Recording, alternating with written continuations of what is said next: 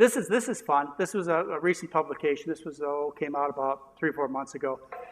Epiphysis, what is that? That's someplace in the Mediterranean. Turkey? Turkey, okay. Epiphysis, it was a famous place back in the old times for gladiator fights. They had coliseums and so on. And as a result, they had lots of gladiators. And well, what they were doing, what these archaeologists did is they were digging things up, as archaeologists do, and they found a grave site about 200 square feet. And in that grave site, they found 60 gladiators. And they analyzed these gladiators. In this case, they looked at the bones of the gladiators, and they looked at the mineral content, and they found they had a low zinc, high strontium content, which indicated that their diet was very, very, very vegetarian. In fact, they called it vegan, the gladiators. And they compared them with people that were buried outside and who weren't gladiators, and of course they found their diet was a bit richer. So the guy who did this was kind of interesting. It kind of shows you how far people will go to explain their biases. What this confirmed was something that had been written throughout history, and you can find in many stories of gladiators of the past, is that the gladiator lived on barley.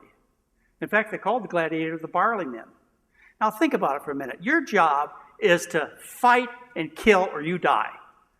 So are you going to make the effort to be as efficient as possible? Of course you are. And so the gladiators, they lived on the most efficient fuel that made them the strongest and the best fighters that they could possibly be.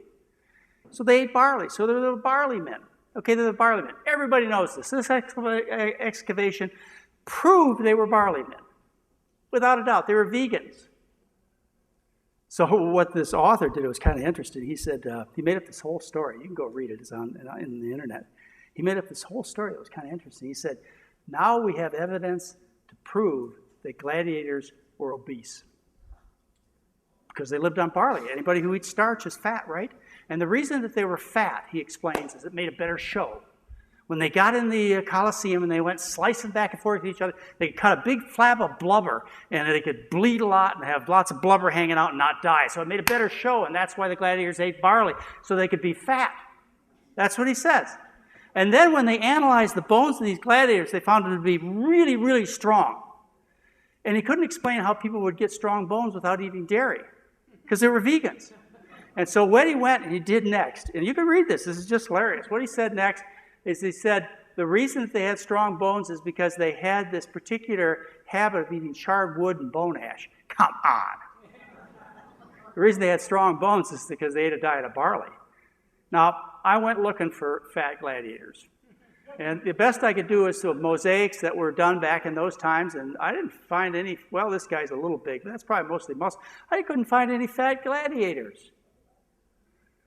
So when you have a friend or a relative who goes to the gym and pumps all these big weights and talks about how he or she has to be strong and eat lots of protein, eat whey powders and soy powders and so on, you tell them that's not what the barley men did. I mean, the barley men, the strongest men in historical record, the gladiators, they didn't eat those things. Roman soldiers, they would ask their commanders if they would withhold the meat before they went into battle because they knew that it made a difference as far as winning or losing the battle if they could continue on their starch-based diet. Greatest conquests in the world that have ever occurred were accomplished by primarily men who lived on starch-based diets. For example, Alexander the Great conquered the known world of his time. And the soldiers were fueled by corn. They called it corn. But corn wasn't maize. That's not what they're talking about. They're talking about wheat and barley and rye. That's what they ate. And Genghis Khan did the same thing. Conquered the known world, and his men were fueled by starch.